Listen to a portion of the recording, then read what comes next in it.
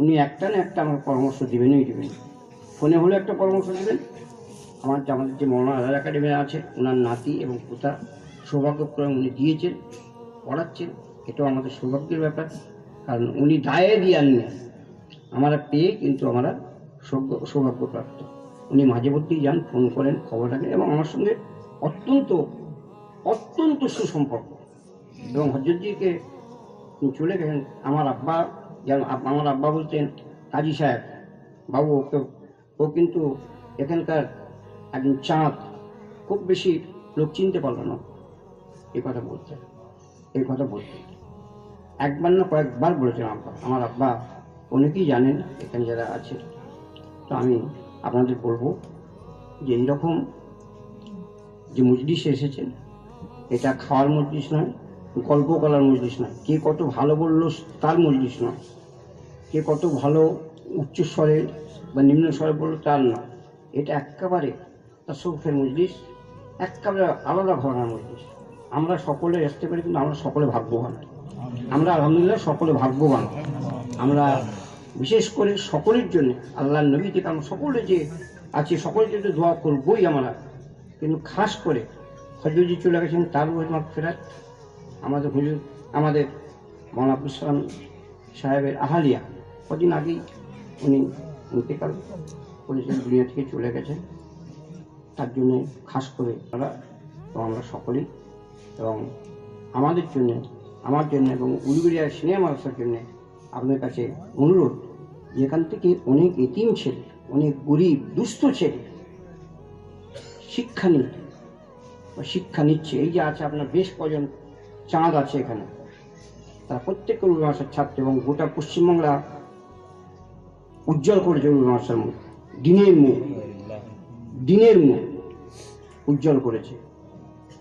তো আপনারা সকলে আমাদের জন্য দোয়া করবেন, আমরাও দোয়া করব। এই পশ্চিমবঙ্গ শিক্ষা গবেষণা কেন্দ্রের সঙ্গে আমার যতদিন ক্ষমতা থাকবে, আমি ইনশাল্লাহ এর একজন সাথী হিসেবে থাকব এবং বড় একজন ভক্ত হিসেবে আমি কাজ করব।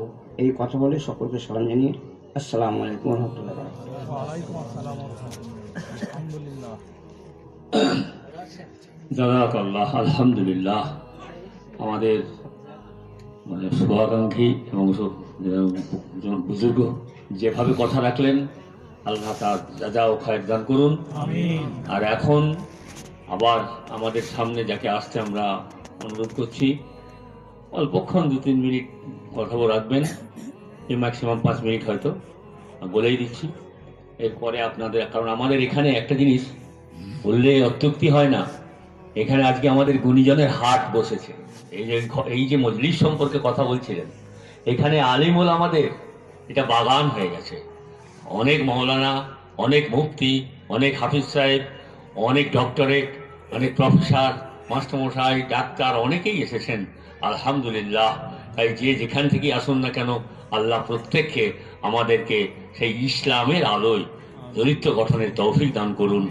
এখন এই মজলিসের সম্পর্কে আমাদের বন্ধু, এই দারুল উলুম সিদ্দিকিয়া সিনিয়র মাদ্রাসার প্রাক্তন সেক্রেটারি হিসাবেও কাজ করেছেন, সভাপতি হিসাবেও কাজ করেছেন, এবং এখন উনি আবার অ্যাডভোকেট মানুষও।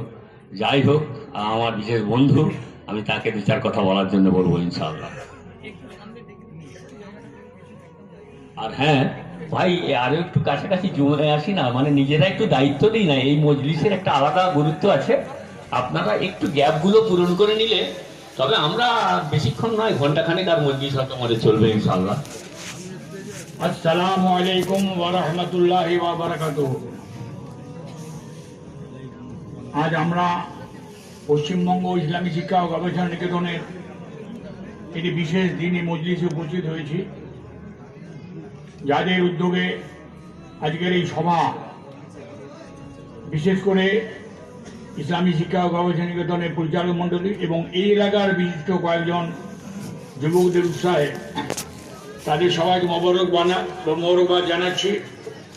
এবং আজকের এই সভার সভাপতি পীরে কামেল মৌলানা আমার অত্যন্ত শ্রদ্ধেয় আবু তাহের সাহেব, এবং যিনি এই গবেষণা নিকেতনকে বর্তমানে হযরতজির অনুপস্থিতিতে নেতৃত্ব দিচ্ছেন তিনি আমার পরম শ্রদ্ধেয় আমাদের সিনিয়র মাদ্রাসার মুদাররিস এবং আমাদের সেক্রেটারি বললেন যে তিনি আমাদের হোস্টেলের সুপারিনটেন্ডেন্ট ছিলেন, তিনিও আমার পরম শ্রদ্ধেয়।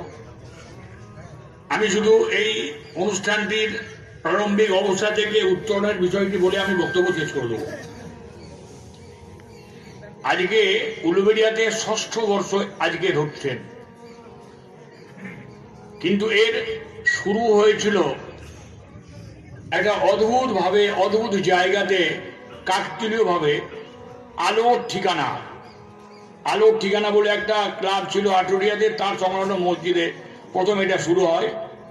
সেখানে কয়েক বছর পরে হাটুরিয়া কারবালা মসজিদে হয়, তার কয়েক বছর বাদে উলুবেড়িয়া আমাদের জামে মসজিদে হয়, তারপরে এখানে হচ্ছে।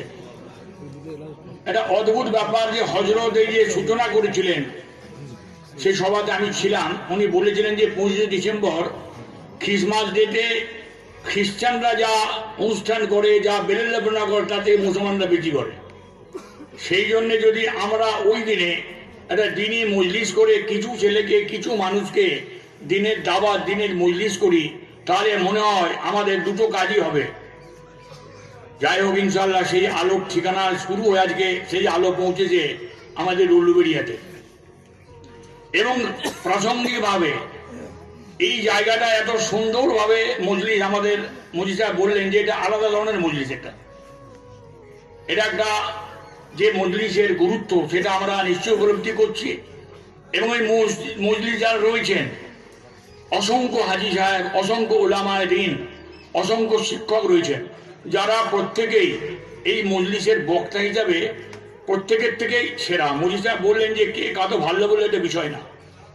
আমি অত্যন্ত নগণ্য, হযরতের সঙ্গে আমার সম্পর্ক পীর মুরিদের ছিল না, কিন্তু তিনি আমাকে এত ভালোবাসতেন এবং আমি তার সহবতে অনেক জায়গায় গিয়েছি, অনেক জায়গায় আমি তার কাছে শিক্ষা পেয়েছি। তার যে উদারতা এবং তার যে মেহনতটা, এটা আমরা যেন বজায় রাখতে পারি। আমাদের আমিনুল আম্বিয়া বর্তমান সময়ের একটা প্রেক্ষিতকে তিনি আলোচনা করেছেন, সেই বিষয়টা আমি বলে আমার বক্তব্য শেষ করে দেবো। এই সময় আমরা একটা আতঙ্কের মধ্যে আছি, একটা ভয়ের মধ্যে আছি যে আমাদের কি হবে। কিন্তু আমাদের কি হবে এই ভয়টা আমাদের থাকার কথা না, কারণ আল্লাহ কোরআনে বলছেন ইন্না আউলিয়াল্লাহি লা খাউফুন আলাইহিম ওয়া লা হুম ইয়াহজানুন। যারা আল্লাহর বন্ধু তাদের ভয় নেই এবং তাদের কোনো চিন্তাও থাকবে না।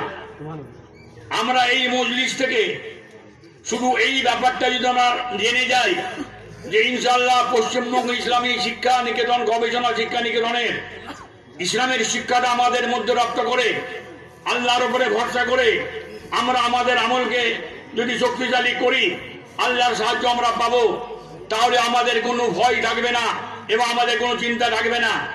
সারা পৃথিবী যদি একদিকে হয়ে যায় এবং আল্লাহর সাহায্য যদি আমরা পাই, তাহলে আমাদের কোনো ক্ষতি হবে না। উল্টে সারা পৃথিবী যদি আমাদের সাহায্য করে এবং আল্লাহ যদি সাহায্য না করে, তাহলে আমাদের কেউ বাঁচাতে পারবে না। সেই উদাহরণ আমিনুল আম্বিয়া রেখে গেছে। যাই হোক, আমি অতি সংক্ষিপ্তভাবে আমি একটাই কথা বলছি, যারা ইসলামী শিক্ষা ও গবেষণা নিকেতনের যারা পরিচালক মণ্ডলী আছেন, এই সভাটাকে আরো সুন্দরভাবে করার জন্যে আরো পরিকল্পিতভাবে আমার দু একটা প্রস্তাব। প্রথম প্রস্তাব হচ্ছে আজকের সভার সমস্ত তথ্য, কতজন এসেছেন, কিভাবে এসেছেন, কতজন বক্তা, আগামী দিনে সেটা রাখা এবং আমাদের সারা বছরে এই ইসলামী শিক্ষা ও গবেষণা নিকেতনের আমাদের যে কর্মসূচিগুলি, কোন কোন ধরনের কর্মসূচি, কোথা কিভাবে আমরা করেছি, সেইভাবে আমাদের আরো বেশি জনসংযোগ এবং আরো বেশি কর্মসূচি গ্রহণ করা। এবং এই মজলিসের সব থেকে যেটা গুরুত্বপূর্ণ জিনিস সেটা হচ্ছে যে আমরা কোনো গোষ্ঠীর মধ্যে আমরা নেই।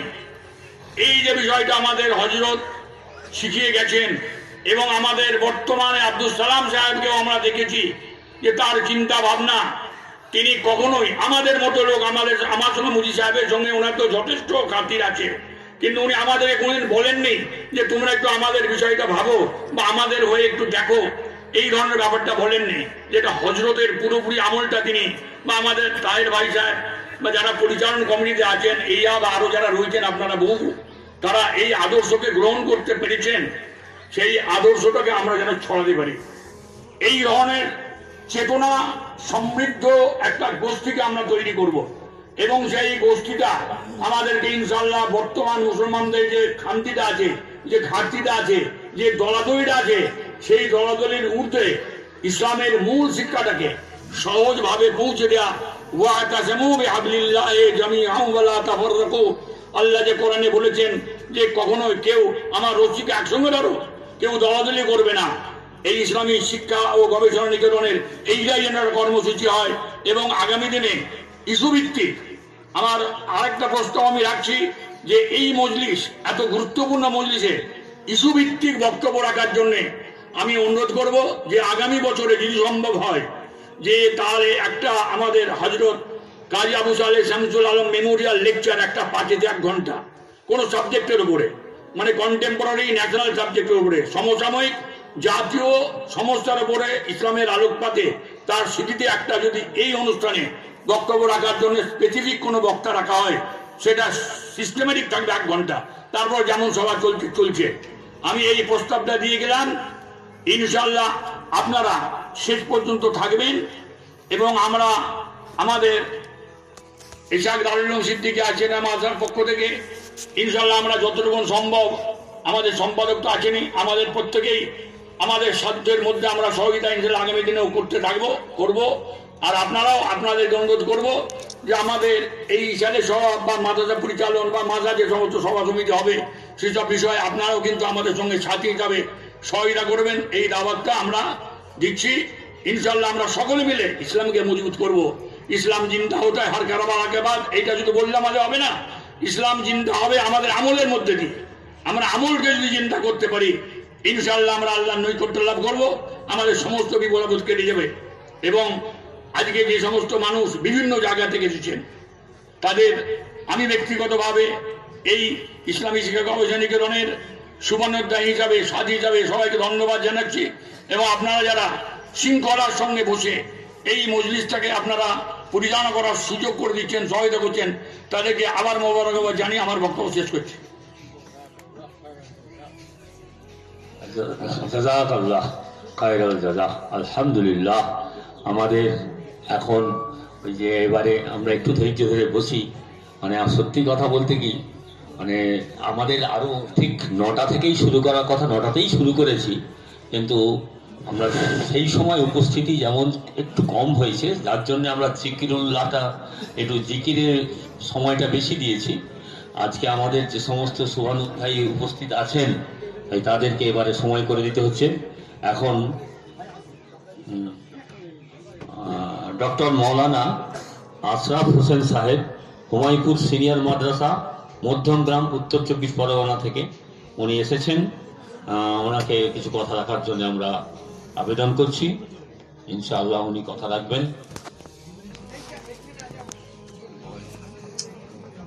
রহমতুল্লাহি ওয়া বারাকাতুহু।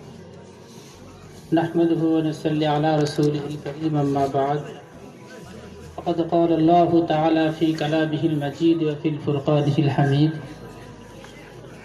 أعوذ بالله من الشيطان الرجيم بسم الله الرحمن الرحيم لقد خلقنا الإنسان في أحسن تقويم ثم رددناه أسفل سافلين وقال تعالى كنتم خير أمة أخرجت للناس صدق الله العظيم وقال تعالى إن الله وملائكته يصلون على النبي يا أيها الذين آمنوا صلوا عليه وسلموا تسليما محمد الشنگ درود شریف پڑھی اللهم صل على سيدنا مولانا محمد وعلى آل سيدنا مولانا محمد الحمد لله।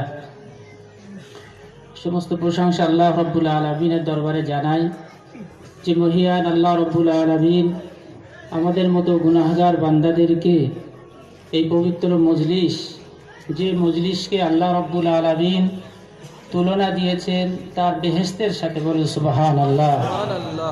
বেহেশতের মধ্যে যেমন কোনো নাপাকি নেই, কোনো দেশ নেই, বিদ্বেষ নেই, শান্তি আর শান্তি, রহমত। আল্লাহ রব্বুল আলামিন এই ধরনের মজলিসকে সেই রকম শান্তি, রহমত, পবিত্র মজলিসের সাথে, জান্নাতের সাথে তুলনা দিয়েছেন। সেই কারণে আমরা যারা এখানে আসতে পেরেছি, আল্লাহ রব্বুল আলামিন দুনিয়ার জান্নাতে নিয়ে বসিয়েছেন, বলেন সুবহানাল্লাহ। আল্লাহ রব্বুল আলামিনের দরবারে তার জন্য আমরা শুকরগুজার করি। সবাই মহব্বতের সঙ্গে বলি আলহামদুলিল্লাহ। আলহামদুলিল্লাহ। প্যারা হাজিরিন, আমার এখানে আছেন আমার উস্তাদ হযরতুল শেখ আলহাজ হযরত মাওলানা আব্দুল সালাম সাহেব মাদ্দাজিল্লুহুল আলী।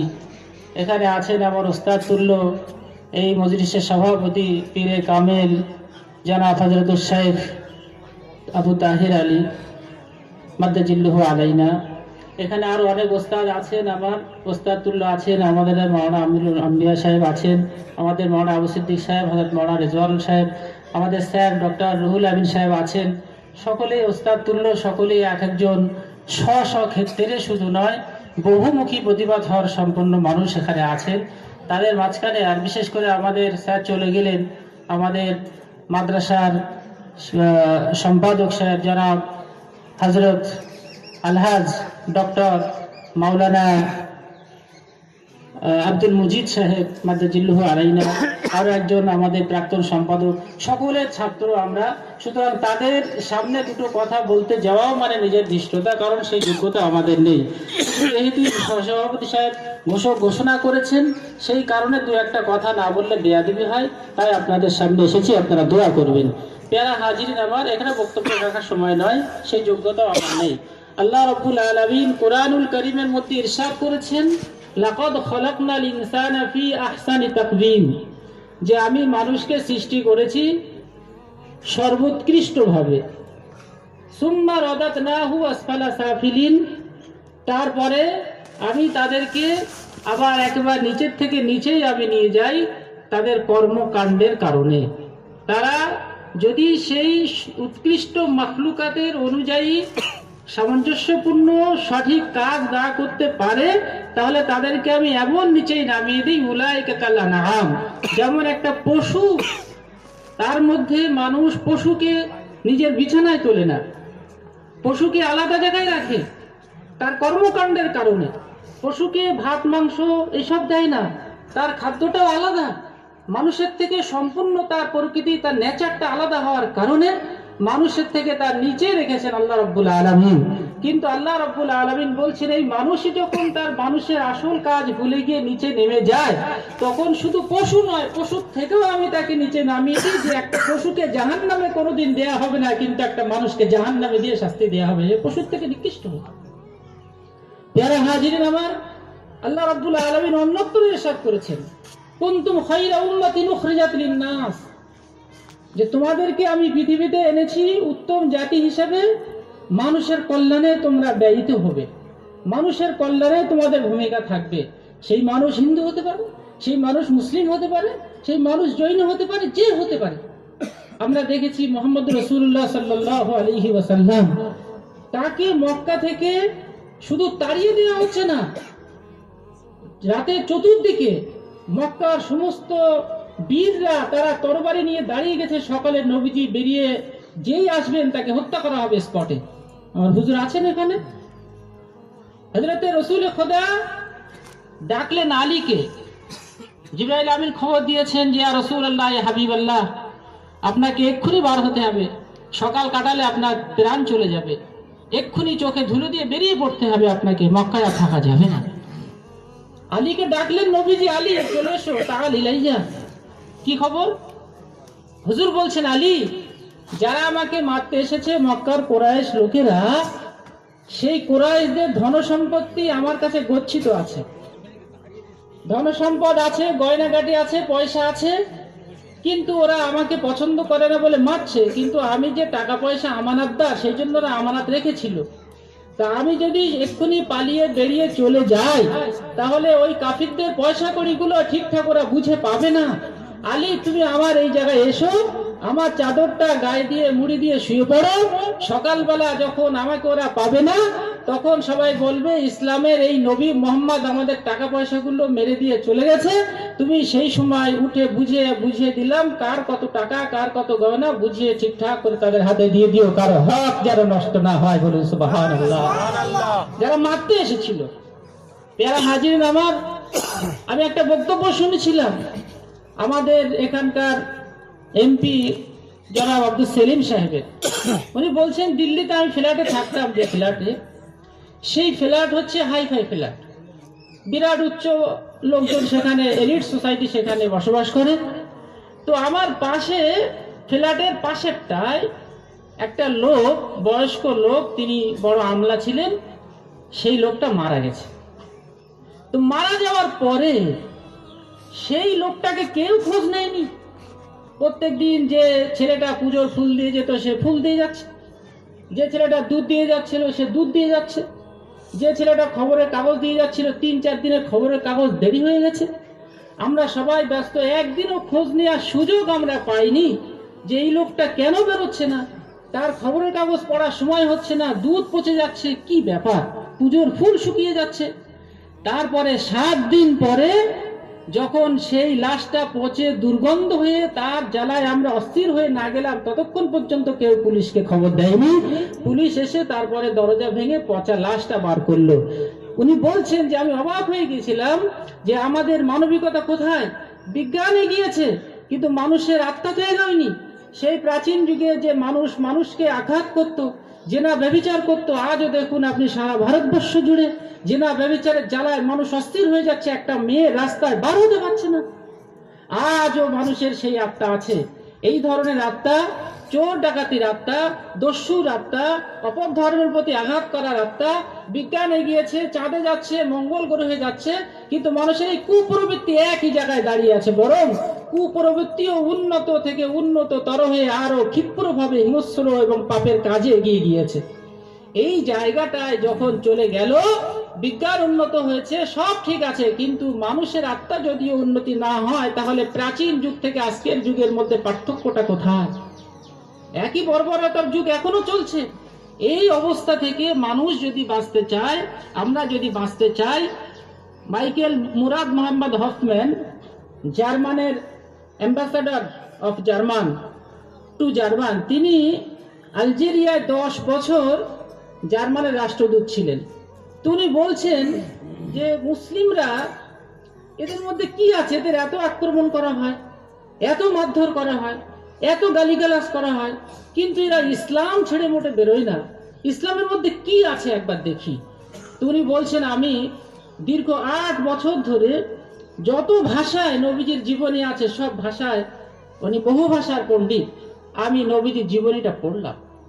তারপরে দেখলাম যে নবীজি মোহাম্মদ রাসূলুল্লাহ সাল্লাল্লাহু আলাইহি ওয়াসাল্লাম হচ্ছেন এমন একজন ব্যক্তি, যে ব্যক্তির আদর্শ, যার চলাফেরার আদর্শ, যার অপর ধর্মের প্রতি স্নেহ, মায়া, Mamata.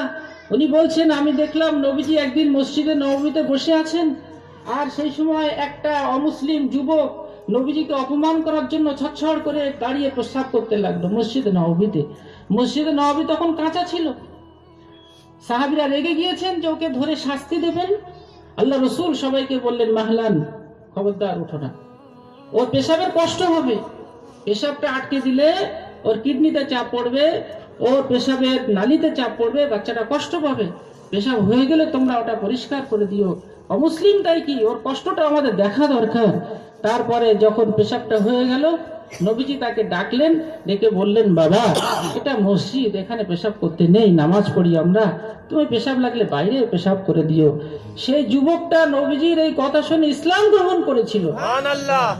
Michael Murad Mohammad Hofmann বলছেন যে নবীজির মতো এত সুন্দর আদর্শ, এত সুন্দর জিনিস যার মধ্যে আছে, আর সেই আদর্শ যে জাতি মেনে চলে, সেই জাতি কোনোদিন পরাজয় স্বীকার করতে পারে না। একটা মুসলমানকে মেরে দেওয়া যাবে, ইসলামকে মেরে দেওয়া যাবে না। পেয়ারা হাজির আমার, সেই ইসলামের অনুশীলন যেখানে হয়, তার মধ্যে অন্যতম শ্রেষ্ঠ জায়গা হচ্ছে এই মজলিস।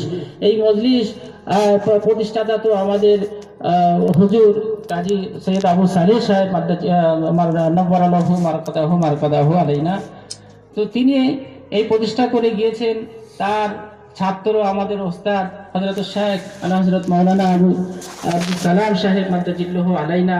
আমরা সবাই সৌভাগ্যবান, আমরা সবাই আল্লাহ রাব্বুল আলামিনের রহমত প্রাপ্ত হয়েছি, এই মজলিসে এসেছি আমাদের আত্মাটাকে উন্নত করার জন্য।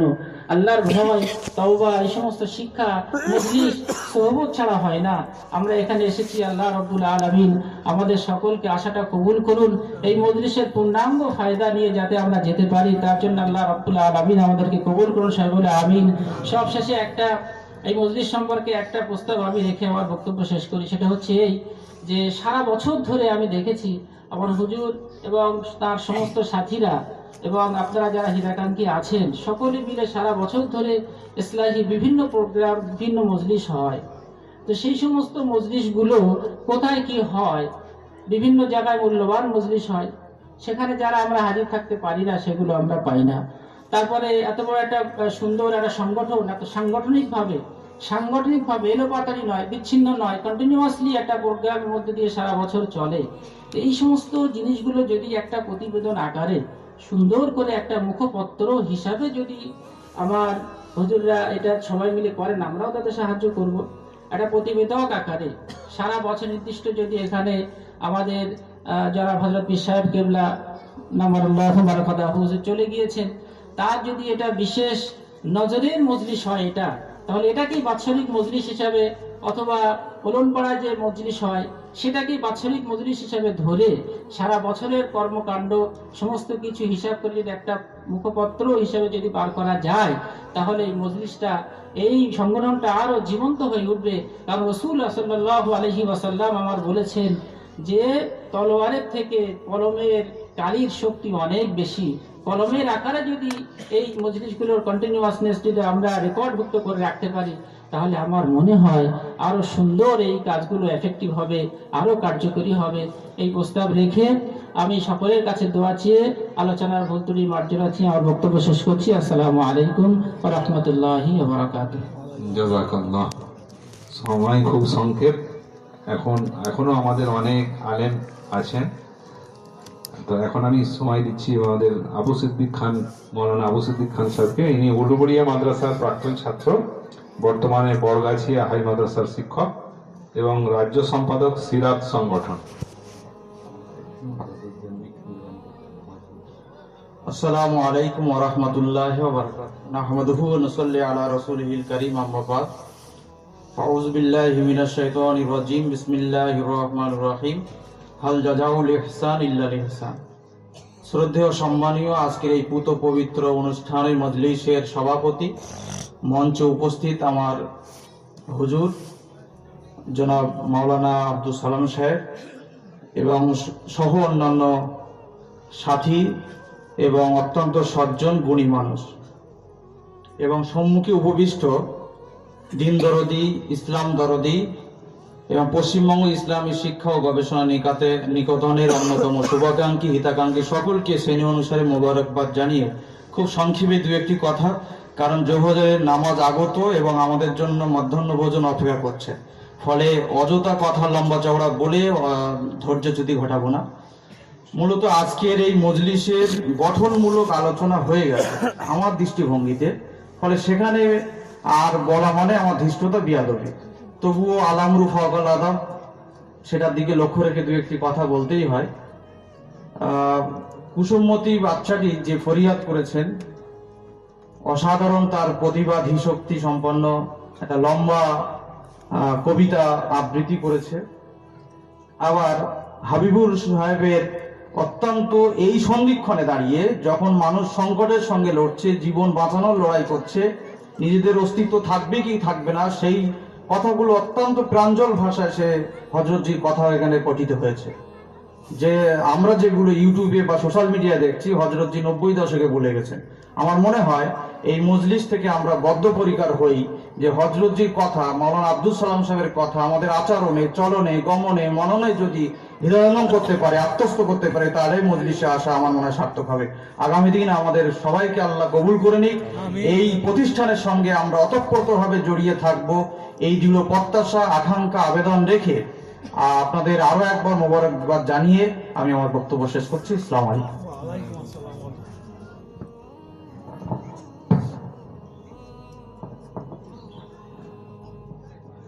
আমার পরীক্ষাতে কয়েকদিন ছিলাম, ফ্যামিলি ভর্তি ছিল। ওই সময় আমার এক ভাই, মানে মেডিকেল মসজিদের ইমাম সাহেব, আমার খুব মহব্বত করেছেন, খেদমত করেছেন। আমি ভাইকে কিছু বলতে বলছি। উনি উর্দু ভাষার মানুষ, অল্প কিছুক্ষণ বলবেন। নাম সৈয়দ আসাদুল হুসাইনি।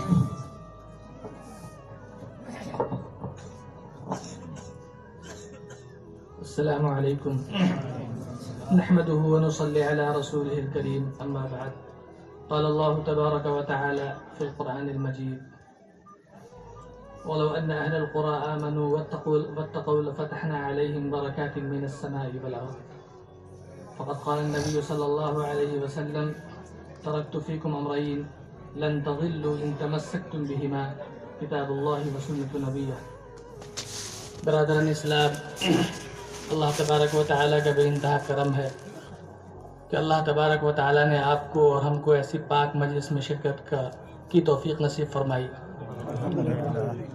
ये मजलिस बहुत बाबरकत मजलिस है और हमने कुरान करीम की एक आयत तिलावत की कि अगर ये बस्ती वाले तक़वा इख्तियार करते तो अल्लाह तबारक व तआला ज़मीन और आसमान से बरक़ात के दरवाज़े खोल देता। और कुरान करीम में तक़वा बहुत जगह इस्तेमाल किया गया है। तक़वा कैसे हासिल होगा, इसके लिए अल्लाह वालों की सुहबत इख्तियार करनी ज़रूरी है। लिहाजा तमाम हज़रात बड़े खुश नसीब हैं कि अल्लाह तबारक व तआला ने हमें और आपको ऐसा मौका इनायत फरमाया। चूँकि वक्त बहुत ज़्यादा हो चुका है, अल्लाह तबारक व तआला हज़रत से हमें भी और आप हज़रात को भी मुस्तफ़ीज़ होने की तौफ़ीक़ नसीब फरमाए। व आखिरु दावाना अल्हम्दुलिल्लाहि रब्बिल आलमीन। জাযাকাল্লাহ। এখন মৌলানা মোহাম্মদ রুহুল আমিন সাহেব, অ্যাসিস্ট্যান্ট প্রফেসর, ওনাকে কিছু কথা বলার জন্য।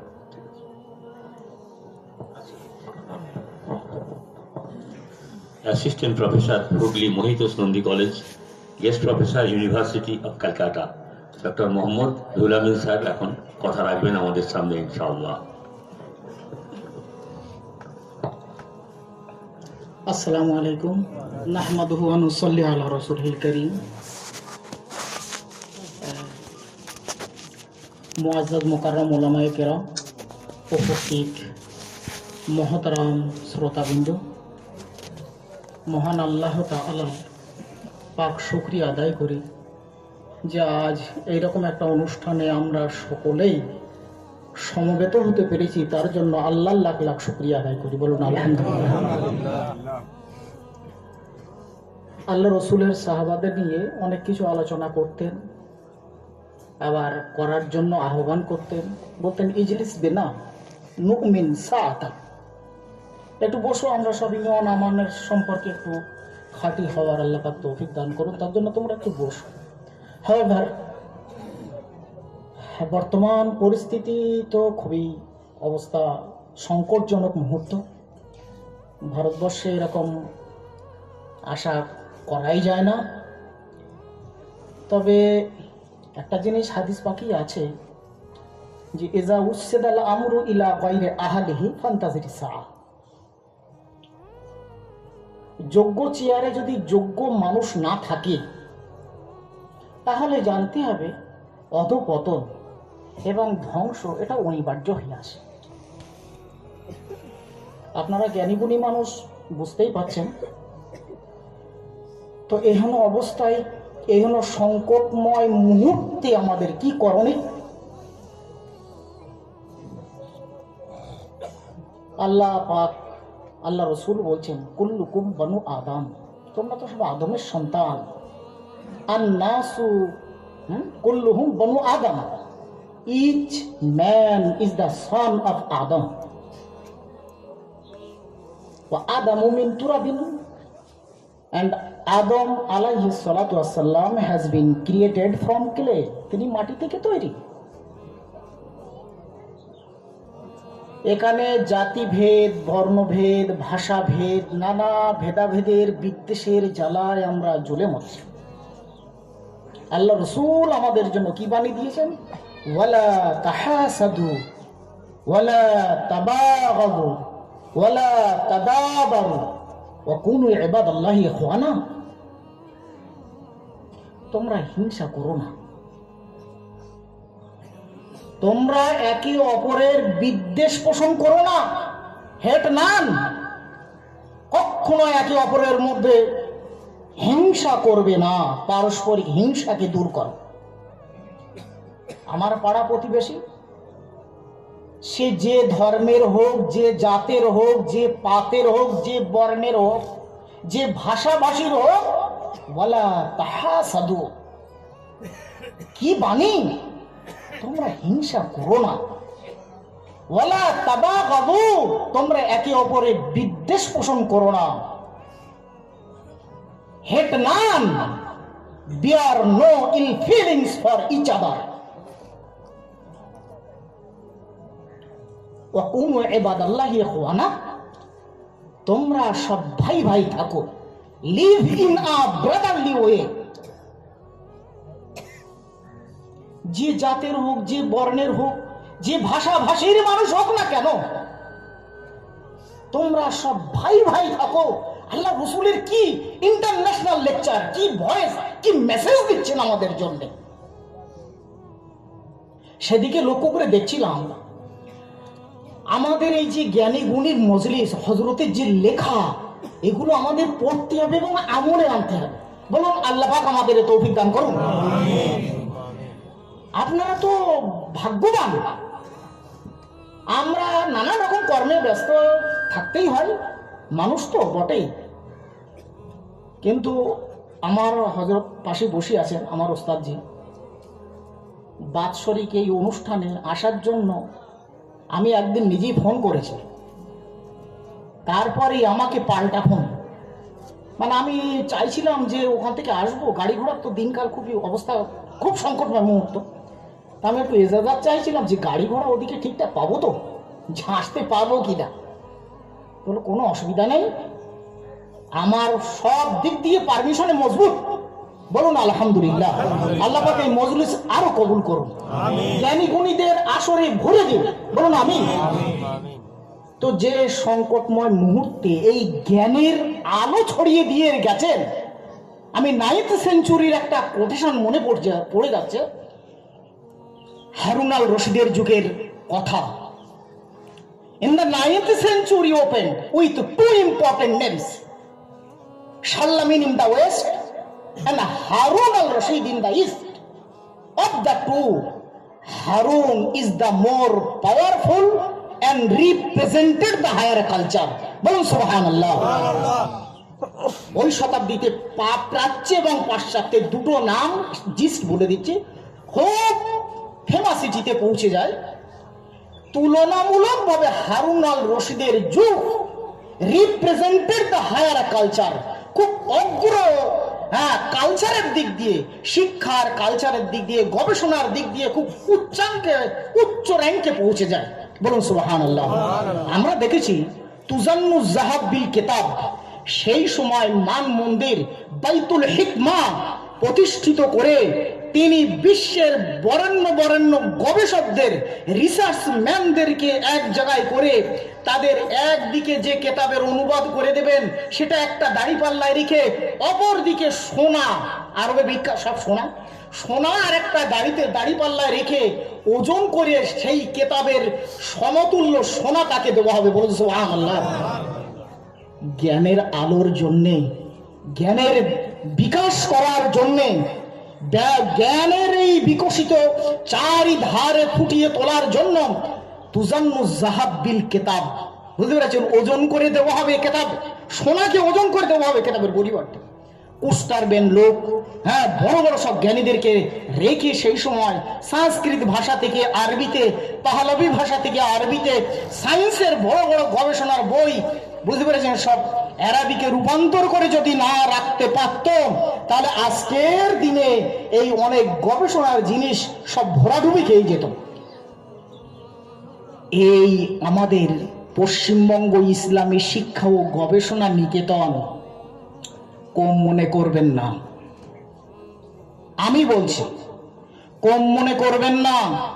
প্রত্যেকটা কেতাব যদি সূক্ষ্মভাবে পড়া যায় এবং এটাকে যদি আমরা চারিধারে একটু ব্যাপ্তি প্রসারিত করতে পারি, আলহামদুলিল্লাহ এই শিক্ষা নিকেতনের আমরা বিশেষ মূল্যদান করতে পারবো। বলুন সুবহানাল্লাহ।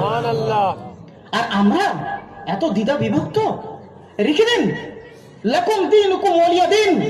আল্লাহ রাসূল বলছেন নানান রকম ফেরকা দলটাল হতে পারে, ব্যাস ইউ ফলো ইউর ওন, তুমি নিজেকে দেখো, লক্ষ্য করো। As I follow my own, আমি আমার নিজে চিন্তা ভাবনা করি। যাই হোক, যে কথাটা বলছিলাম, আমি কিছুই বলবো না, ছোট্ট করে একটা গবেষণার তালিকা, রিসার্চ ডিপার্টমেন্ট কান্ট্রিজ আমাদের ভারতবর্ষে। আমাকে রিসার্চের ব্যাপারটা করে একটু থাকতে হয়। যাই হোক, আমি দেখছিলাম কত পার্সেন্টেজ ইন্ডিয়ান গবেষণার বিষয়ে তারা গবেষণায় ব্যস্ত। ইভেন দ্যাট অন্যান্য বিশ্বের অন্যান্য কান্ট্রি, 7 কন্টিনেন্টসের ভিতরে কোন কোন কান্ট্রি কতটা এগিয়ে এবং ইন্ডিয়া কতটা পিছিয়ে, সেখানে একটু দেখার জন্য আমি ছোট্ট করে একটা ইংলিশ কোটেশন আমি তুলে এনেছি। আমেরিকা অ্যাজ পার আমেরিকান ডলারে এই গবেষণার মান দাঁড়িয়েছে, ওদের দেশে ইয়ারলি ব্যয় করা হয় $78.4। USA, United Soviet socialist Republic, $36.4, Britain $35.4, France 27, Sweden 27, Canada 21.9, West Germany 20%, $20, Netherland 13, Norway 10, Japan 6.2, China 0.6, Ghana 0.4, India 0.1। দেখছেন কত তোলায় এই গবেষণা। This ratio remains till now and this list hopeless us, আমাদের আশাহত করে। আমি বলবো একটু জ্ঞানের আলো ছড়িয়ে দিন না, ব্রেনটাকে একটু অন্যদিকে লাগান না, দেশের উন্নতি হবে। আজ যদি হারুন আল রশিদ এই আরবিতে এই সমস্ত জ্ঞান গর্বের কেতাবগুলো আরবি ভাষায় লিখে না রাখতেন, রক্ষিত না করতেন, তাহলে আজকে অনেক জিনিস ডুবে যেত, তলিয়ে যেত। ওই আরবি ভাষায় বিভিন্ন পৃথিবীর বিভিন্ন ভাষাভাষীর মানুষের তাদের ভাষা থেকে রূপান্তর করে, ইন্টারপ্রিটেশন করে, তাকে তর্জমা করে, তারজুমানদের ফিট করে যেভাবে তর্জমা করে বাইতুল হিকমাতে রিজার্ভ করে রেখেছেন, সেটা আজও রক্ষিত এবং সম্পদ।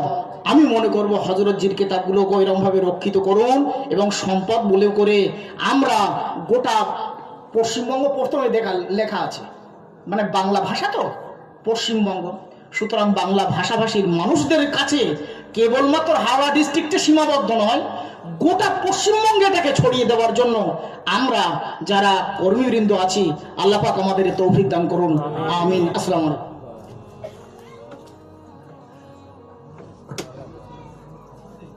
এখন আপনাদের সামনে কিছু কথা রাখার জন্য অনুরোধ করছি মৌলানা আব্দুল মাতিন সাহেব। উনি যাদবপুর ইউনিভার্সিটির লেকচারার। খুব সংক্ষিপ্ত আমাদের আনন্দ।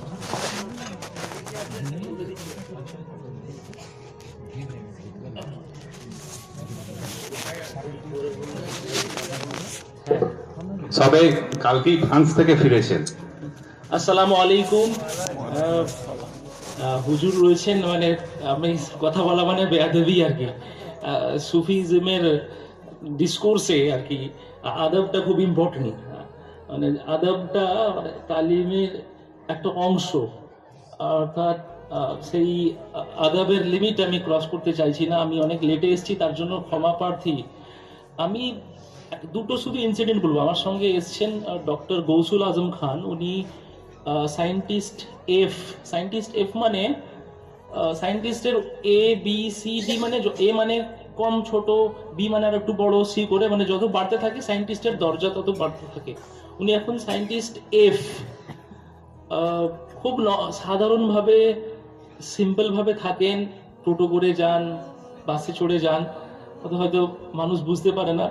তো উনিও আজকে এসেছেন এখানে, আমি বলি চলুন একসঙ্গে যাই। উনি আমেরিকাতে থাকেন, এখন উনি ফিজিতে আছেন, গভর্নমেন্ট অফ ইন্ডিয়ার অনেক প্রজেক্টে আছেন, উনি গভর্নমেন্টের, সেন্ট্রাল গভর্নমেন্টেরও এমপ্লয়ি। আমি পরশু দিনে স্পেনের কর্ডোবাতে ছিলাম। কর্ডোবা, আন্দুলুইসা, আপনারা যারা অনেকখানে টিচাররা সব রয়েছেন, হিস্টোরিক্যালি খুব রিচ জায়গা। আমি তখন ছিলাম প্যারিস থেকে 150 কিলোমিটার দূরে একটা লিল বলে শহর। তো আমি ভাবলাম, আর একটা বন্ধু ছিলেন, আমরা একবার যাই কর্ডোবাতে। কর্ডোবা মানে বুঝতে পারছেন, একটা সময় স্পেনের যে ইসলামের যে পুরো সাম্রাজ্য ছিল, ওই এখনো পর্যন্ত ওই স্থাপত্যগুলো আছে, সেই মনুমেন্টসটা, একটা সময় একটা মসজিদ ছিল, এখনো পর্যন্ত তারা নাম দিয়েছে মস্ক ক্যাথেড্রাল, অর্থাৎ মসজিদ চার্চ দুটো একসঙ্গে। মসজিদের ওই জায়গাগুলো, ওখানে নামাজ পড়ানো হয় না, নামাজ পড়তে দেয় না, গেটেই জিজ্ঞাসা করে নেয়, আর Muslims? If you say yes, then say don't pray inside. তো নামাজ পড়ানো হয় না, কিন্তু এখনো পর্যন্ত ওই জায়গাটা অনেক বিকৃতি করে দিয়েছে, তাহলেও মসজিদের ওই আরবিতে হরফে লেখা ওইগুলো সব এখনো বোঝা যায় যেটা মসজিদ ছিল। কর্ডোবা, ওটাকে মস্ক ক্যাথেড্রাল বলে। এবার ওখানে আমাদের ইচ্ছা ছিল যে জুম্মার নামাজ পড়বো। বৃহস্পতিবারে লিল থেকে আসলাম প্যারিস থেকে ফ্লাইট ধরে সিভিলি বলে একটা শহর আছে, সিভিলি থেকে আবার 150 কিলোমিটার ট্রেনের সফর। তো ওখানে গিয়ে আমি বললাম, আল্লাহ, বৃষ্টি হচ্ছে ওখানে প্রচুর, যে মসজিদে নামাজ পাবো কি না। তো যাক, তখন বেজে গিয়েছিল ওদের টাইমের প্রায় কম বেশি 3টের সময় করে। আমি বুঝি যা জোহর মনে হয় শেষ ওয়াক্ত ছিল সেই সময়। তো আমি দৌড়ে গেলাম, ওখানে তো নামাজ হয় না। তো আরেকজন অ্যারাবিয়ানস ছিল, টার্কিশ ছিল, তাকে জিজ্ঞাসা করে বললো পাশে একটা মসজিদ আছে। ওটা একটা ছোট্ট মসজিদ বানানো হয়েছে যারা দীর্ঘদিন ধরে ছিলেন ওখানে। সেই মসজিদে দেখি না হঠাৎ আজানের আওয়াজ শুনতে পেলাম, এবং ইউরোপে আজানের আওয়াজ। ইউরোপে কিন্তু সমস্ত যে মসজিদগুলোতে কিন্তু কোনো সময় মাইকে ওইভাবে আমাদের যেভাবে চং দিয়ে আওয়াজ হয়, বড় মিনারেট খুব কম জায়গায় আছে, বেশিরভাগ জায়গায় সব ফ্ল্যাটের মতো আর কি, বড় ফ্ল্যাটের মতো। তো সেখানে গিয়ে আজান হলো, আমি ভাবলাম এটা আসরের আজান নাকি, তো দেখা গেল যে না, জুম্মার। তো এবার আমি আফসোসের কথাগুলো শোনাই। জুম্মার নামাজের জন্য আমরা উজু করে ভিতরে ঢুকলাম, কিছুক্ষণের মধ্যে সেখানে 3-4 মানুষ ছিলেন, ইমাম সাহেবকে নিয়ে 5 জন, আমরা 2 জন মিলে 7 জন, মাত্র 7 জন মানুষ। ওখানে আমরা খুতবা হলো, সেখানে জুম্মার আদায় করলাম। এবং আমি খালি ডিফারেন্সটা বোঝাতে চাইছি, পাশেই ওই মস্ক, সেখানে কোনো জায়গা নেই, ঠাঁই নেই। সেখানে ইবনে রুশদের লেখা নাম, বড় বড় কিতাব, তাদের সব মনুমেন্টসগুলো, স্ট্যাচুগুলো এখনো আছে। আমি খালি তুলনা করছি এই উম্মা বা কমিউনিটির কি হাল ছিল আর কি হালে পরিণত হয়েছে। এইটা যথেষ্ট হয় যে ইমাম সাহেব এমন খুতবা দিলেন, তাদের ভাষায় স্প্যানিশ আর অ্যারাবিক মিক্স করে বললেন। সেটাও অনেকেই, কেন আরো যারা টুরিস্ট ছিলেন তারা মালয়েশিয়া ছিলেন, কিছুজন আফ্রিকার অন্য ভাষা বলতেন, অথচ কেউ বুঝতেই পারলাম না। আমরা তো অতটা আরবি ভাষা এক্সপার্ট নয়, একটু একটা করে যেটা বুঝতে পারি, আর স্প্যানিশ তো জানি না। তার মানে কি, ইমামের ভাষা মুসলমানরা যারা শ্রোতা তারাও বুঝলো না। সারা পৃথিবীতে আমার একটা ভাষার সংকট, ভাষা বলতে ঠিক ওই শুধু ল্যাঙ্গুয়েজ, ওই ভাষা বলছি না, অর্থাৎ আমাদের যে ফিলসফি, যে দর্শন, আর আমরা যাচ্ছি কোথায়। চাকচিক্যের দুনিয়া, এখানে এসে খানিকটা রিলিফ পাই, রিল্যাক্স পাই, যে এখনো পর্যন্ত আর কি এই রাইট ডিরেকশনে কিছু কিছু লিমিটেড জায়গার মধ্যে বেঁচে আছে। এটা যেন আল্লাহ তাআলা কিয়ামত পর্যন্ত জারি রাখেন। আমি জাস্ট অনুরোধ এটাই করব, समझदारों के लिए इशारा ही काफी है। অনেক জ্ঞানী গুণী মানুষ, প্রফেসর সাহেব রয়েছেন, আমাদের সায়েন্টিস্ট সাহেব রয়েছেন, আমাদের হুজুর রয়েছেন, মৌলানা সাহেব রয়েছেন। আমি জাস্ট এসে আমার দৃষ্টতা, তা সত্ত্বেও আমি জাস্ট দুটো সময় যদি থাকে, জাস্ট 5-7 মিনিট যদি আমাকে আপনার অনুমতি দেন। সারা পৃথিবীতেও, আমাদের দেশেও হাল ভালো নেই, এটা আর সাধারণ বাচ্চা ছেলেও জানে। কিন্তু আমি কিন্তু হতাশার কথা বলবো না, আমি পসিবিলিটিসের কথা বলবো, অর্থাৎ সম্ভাবনার কথা বলবো। আল্লাহ তাআলা কোরআনের পাকের মধ্যে খুব ফেমাস যে কোট, লা তাকনাতু মির রাহমাতিল্লাহ, ওটা আমাদের জন্য খুব ইম্পর্টেন্ট। এখন এরকম অনেক রাজা বাদশাহ, এরকম অনেক ডিসপট রুলার আগেও ছিলেন, এখনো আছেন, এরাও ধ্বংস হয়ে যাবেন। বিচলিত হবেন না।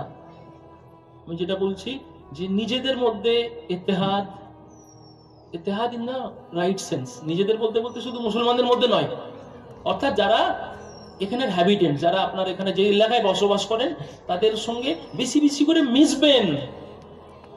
কি আছে আজকে আমরা তারা আমাদের ঘৃণা করছে, আমরা তাদেরকে ভালোবাসবো। রাহাত ইন্দুরি বলে না कि फूलों का दुकान खोलो, खुशबुओं का व्यापार करो, फूलों की दुकान खोलो, खुशबुओं की व्यापार करो। अगर इश्क खता है तो ये खता बार बार करो। আমি কোনো কমিউনিটিকে হেটের কথা নয়, ফিরে যেতে হবে আমাদের রসুলের সেই প্রি মক্কা মদিনা ওই দুটো পিরিয়ডের, অর্থাৎ উনি যখন মক্কাতে ছিলেন। সমস্ত জীবনে এডুকেশন আর এডুকেশন, তালিম আর তালিম। পৃথিবী যেদিকে এগোচ্ছে, আমাদের এমপ্লয়মেন্ট, এডুকেশন প্লাস এমপ্লয়মেন্ট। আজকে দীর্ঘ জায়গার সময় নেই, কিন্তু অনেক কথা মাথার মধ্যে ভেসে আসছে। আল্লাহ যদি পরে সুযোগ করেন, একটা ওয়ার্কশপ করা যেতে পারে যে আমরা ঠিক কোন ডিরেকশনে এগোবো। যে শুধু স্কুল কলেজ মাদ্রাসায় গিয়ে পড়বো ওটাই এনাফ না, উই নিড সামথিং মোর। আর কি দরকার? কারণ আমাদের প্রজন্ম এখন ডিজিটাল প্রজন্ম, মানে ডিজিটালে দুটো দিক আছে, ভালো আছে খারাপ আছে। ডিজিটাল প্রজন্ম, মানে ডিজিটাল প্রজন্মকে বোঝাতে গেলে আপনার ডিজিটাল ল্যাঙ্গুয়েজে বোঝাতে হবে, আধুনিক ল্যাঙ্গুয়েজে বোঝাতে হবে। তো সেই আধুনিক ল্যাঙ্গুয়েজে 24/7 আমি মৌলানা সাহেব স্ট্যাটিস্টিক দিলেন, ডক্টর সাহেব আর একটা স্ট্যাটিস্টিক্স দিই। এই স্ট্যাটিস্টিকটা খুব ইম্পর্টেন্ট, রিসেন্টলি চেঞ্জ হয়েছে। চায়না ইজ ডুইং গ্রেট নাও। আমার হচ্ছে এটা একটু ওল্ড স্ট্যাটিস্টিক্স। তখন জার্মান ইউনাইটেড ছিল আলাদা আলাদা, ওয়েস্ট জার্মানি, ইস্ট জার্মানি, তখন আলাদা একটা ওল্ড স্ট্যাটিস্টিক, ভালো স্ট্যাটিস্টিক। আপনি দেখুন তো চায়না লাস্ট 50 ইয়ার্সে কত সুন্দর প্রোগ্রেস করেছে। চায়নার একটা নতুন ইনিশিয়েটিভ আছে, road and belt initiative, BRI, belt and road initiative. 50টা দেশের উপর দিয়ে চায়না তাদের সড়ক, তাদের রাস্তাঘাট, ইনফ্রাস্ট্রাকচার বানাবে। আগামী 5 বছরের মধ্যে প্রচুর চাইনিজ ল্যাঙ্গুয়েজের টিচার দরকার। চাইনিজ ল্যাঙ্গুয়েজ যারা জানে, চাইনিজ ল্যাঙ্গুয়েজ জানা মানুষ দরকার। আপনি সারা পশ্চিমবাংলা খুলুন, হাতে গোনে লোক পাবেন চাইনিজ ভাষা যারা জানে। তা আপনি সিম্পল ভাবে না গিয়ে চাইনিজ ল্যাঙ্গুয়েজ যদি এখন কেউ শিখতে পারে, তার প্রচুর জব। আমি একটা হিকমতের সঙ্গে বলেই শেষ করব। হিকমতটা এই জন্য বলছি, আল্লাহ রসুল, অনেকে এটা জাইফ হাদিস বলেন, আমি জানি না হাদিসটা জাইফ কি স্ট্রং সহি, যে তোমরা লেখাপড়ার জন্য সুদূর চীন দেশের মতো যাও, হ্যাঁ এটা জাইফ হাদিস অনেক, আমি বলছি। কিন্তু আমি একটা শুধু ও থেকে একটা উইজডম নিতে চাইছি, একটা উইজডম নিতে চাইছি।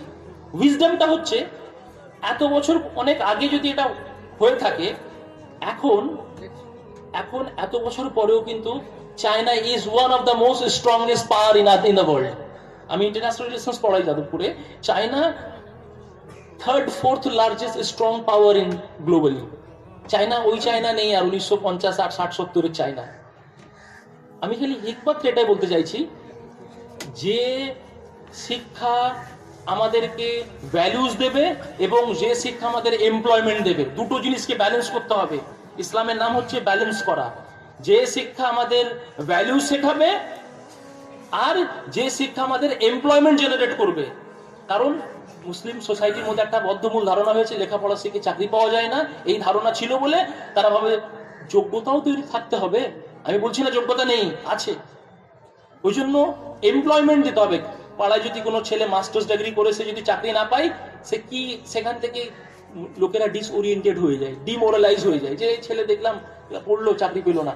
ওই জন্য বলছি, কি পড়লে কি চাকরি পাওয়া যায়, কোন পড়াটা পড়তে হয়, এই দিশা দেখানোর লোক কিন্তু খুব কম। আমাদের স্কুলগুলো, সরকারি স্কুলগুলো শেষের পথে, পড়াশোনা নেই, কিছু নেই, কোনো জবাবদিহিতা নেই, কিছু নেই।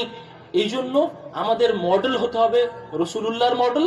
আর আধুনিক জগতে পশ্চিমকে আপনি যতই গালাগালি দেন, আমি পশ্চিমের খুব গলি গলিতে ঘুরি, হ্যাঁ, ওদের সরকারি হাসপাতাল আর সরকারি শিক্ষা এত স্ট্রং, প্রাইভেট স্কুল বলতে কিছু নেই। মানে আপনাকে সরকারি স্কুলে পড়তেই হবে, প্রাইভেট স্কুলে জেনারেলি খুব যায় না, খুব কম লোক যায়। অর্থাৎ সরকারি স্কুল আর সরকারি হাসপাতাল, এই দুটো জিনিস যদি কোনো দেশের যদি ঠিক থাকে, সেই দেশের অর্ধেক সমস্যা এমনি মিটে যাবে। ভারতের পাবলিক এডুকেশন অর্থাৎ সরকারি শিক্ষার অবস্থা দেখুন আর সরকারি হাসপাতালের অবস্থা দেখুন। এই দুটো জিনিসকে ঠিক করতে গেলে আমাদের সবাই মিলে, কারণ এটার সঙ্গে তাসাউফ লিঙ্ক, স্বাস্থ্য যদি ঠিক না থাকে আপনি ইবাদত করতে পারবেন না, আর শিক্ষা যদি না থাকে ইবাদতকে রাইট ডিরেকশনে নিয়ে যেতে পারবেন না। যেটা আমাদের এখানে হযরতজি যিনি বলেছেন যে দুটোকে এক জায়গায় নিয়ে এসে ডিরেকশনে নিয়ে যাওয়া। এই বলে আপনাদেরকে সকলের কাছে ক্ষমা প্রার্থী, আপনারা দোয়া করবেন। আসসালামু আলাইকুম।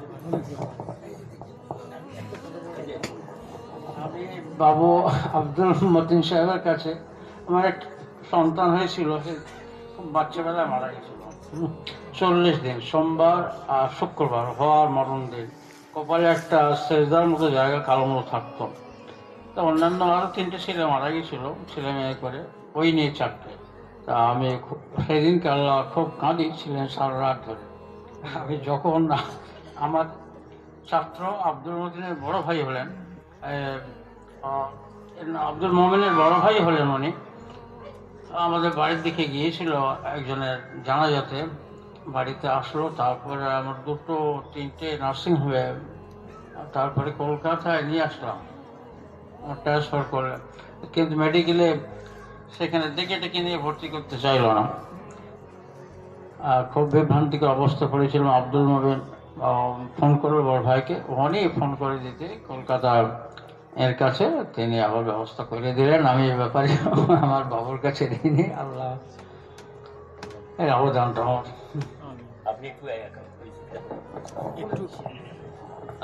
আসসালামু আলাইকুম।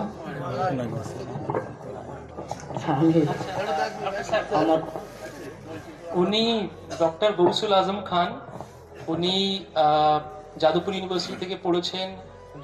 পরবর্তীতে পিএইচডি করার পরে উনি USA, United states of America, ওখানে দীর্ঘ বছর থেকে ওখানে গবেষণা করেছেন।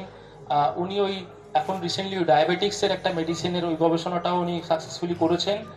এখন বর্তমানে উনি ভারতবর্ষের সায়েন্টিস্ট এফ, এবং তার পাশাপাশি উনি ফিজিতে, আমেরিকার ছিলেন, এখন ফিজিতে একটা বড় দেশ আছে, ছোট আইল্যান্ড কান্ট্রি, সেই দেশে উনি ওখানের ইউনিভার্সিটির প্রফেসর, এবং খুব সাধারণভাবে সিম্পলভাবে থাকেন। আপনাদের পাশের জেলা অর্থাৎ আমাদের হাওড়া জেলার পাশে মেদিনীপুরে ওনার আসল বাড়ি। আসসালামু আলাইকুম। আমি বেশি কিছু বলবো না স্যার, আমি সব টপিক বলবো থ্যাংক ইউ ভেরি মাচ, যে এখানে একটা ভালো জায়গায় এসছি, পশ্চিমবঙ্গ ইসলামিক শিক্ষা ও গবেষণা নিকেতন। আমিও মানে বেশি কিছু বলবো না, যে এখন যে সিচুয়েশন, আমরা ইসলামকে ভুলেই গেছি, আমরা ইসলামের মধ্যেই নেই। আমরা নামে মুসলমান, তারপরে আমরা সির্ফ ইসলাম মানে আমরা এটাই জানি যে গরু মাংস খাই। ম্যাক্সিমাম দেখছি কেউ পড়াশোনা করে না। ইসলামের আসল হচ্ছে কি, আমরাও যখন স্কুলে পড়তাম, এখানেও পড়তাম, আমরা নামাজও পড়তাম না একসঙ্গে। কিন্তু এখন হচ্ছে, যদি আপনি বাচ্চাকাল থেকে নামাজ না পড়েন বা ইসলামের ভ্যালুজ না নেন, তাহলে কিন্তু আপনি চাকরি করে কোনো লাভ নেই, আসলে আপনি সাকসেসফুল হবেন না। তো আমি একটাই কথা বলবো, বাচ্চাদেরকে স্কুল লেভেলে ইসলাম শেখান। ইসলাম মানে কি, কমসে কম কোরআন পড়ান, হাদিস পড়ান, তারপরে স্কুলে পাঠান।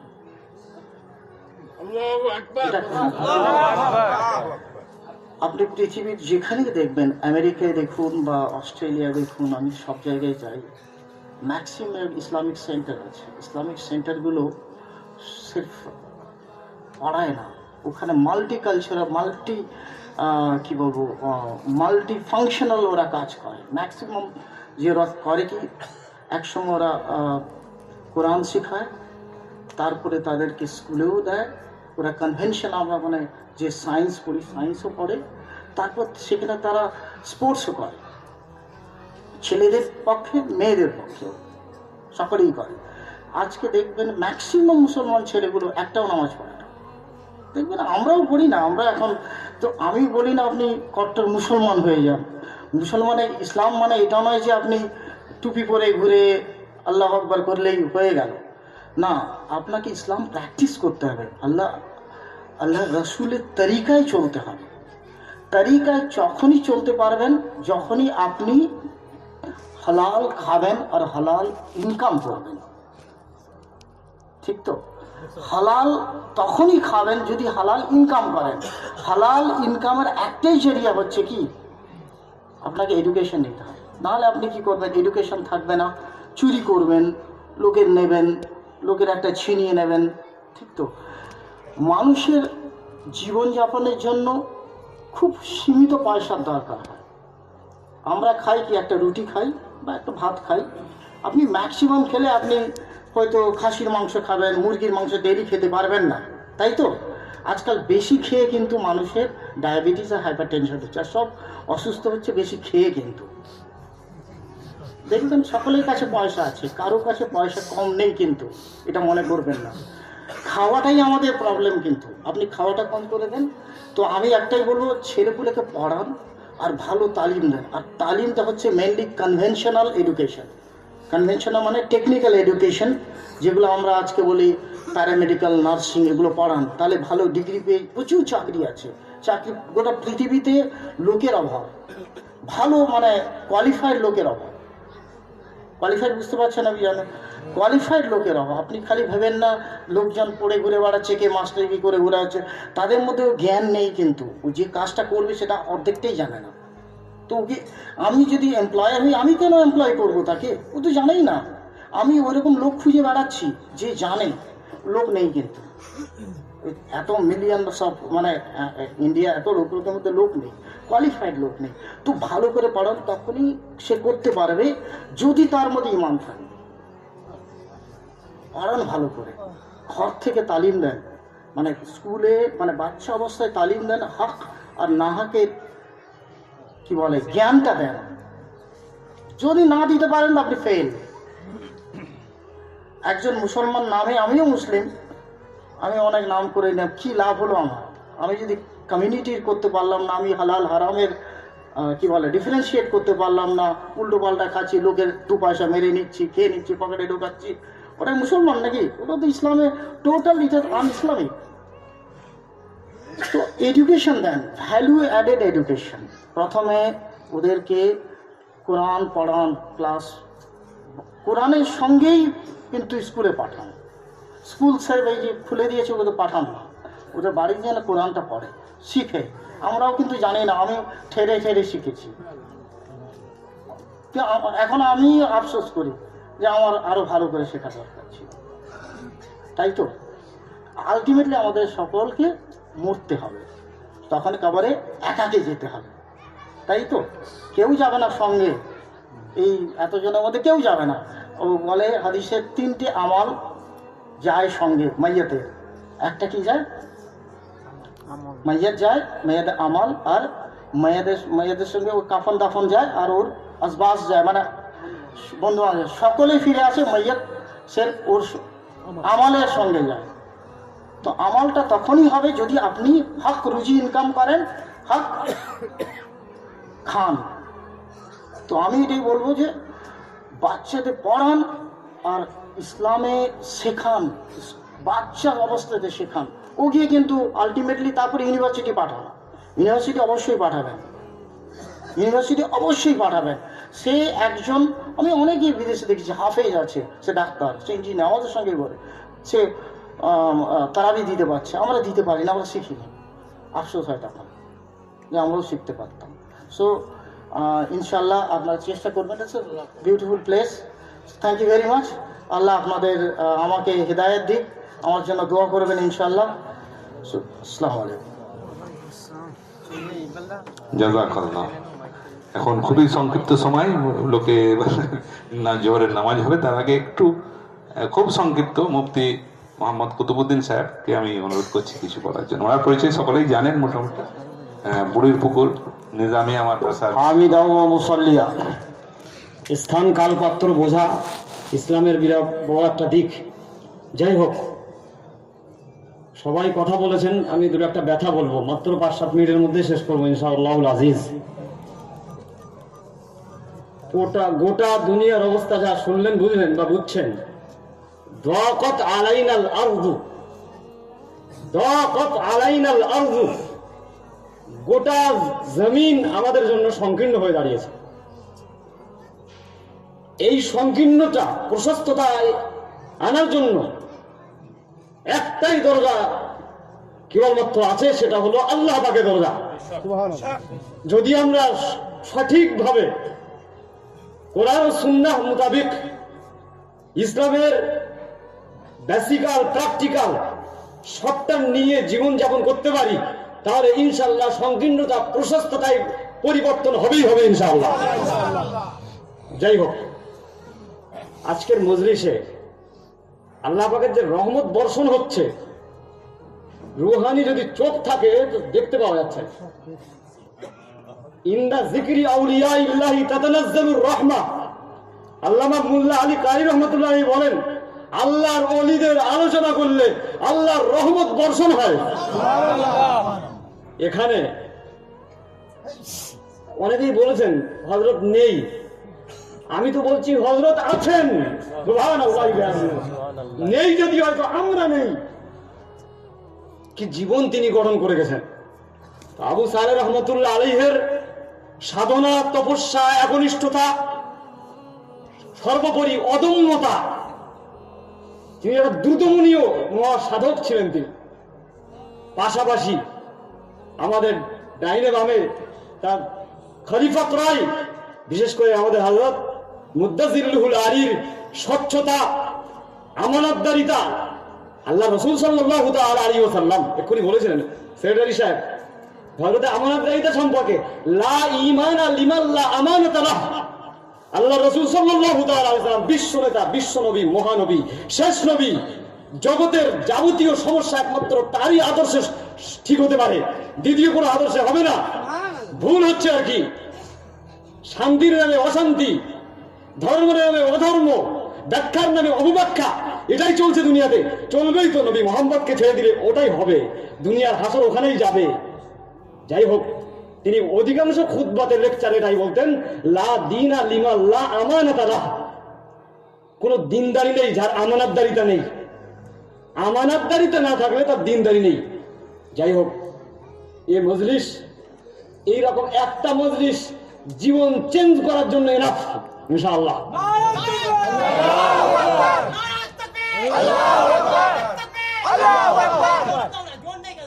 জীবনে বিপ্লব আনার জন্য এইরকম একটা মজলিস ইনশাআল্লাহ যথেষ্ট হয়ে যাবে। আমরা এই মজলিসের স্থায়িত্ব এবং এর বিস্তৃত কামনা করি। এই মজলিসের কথা যেন ওই মজলিসের সঙ্গে বা ওই হযরতের কথার সঙ্গে মিলে যায়।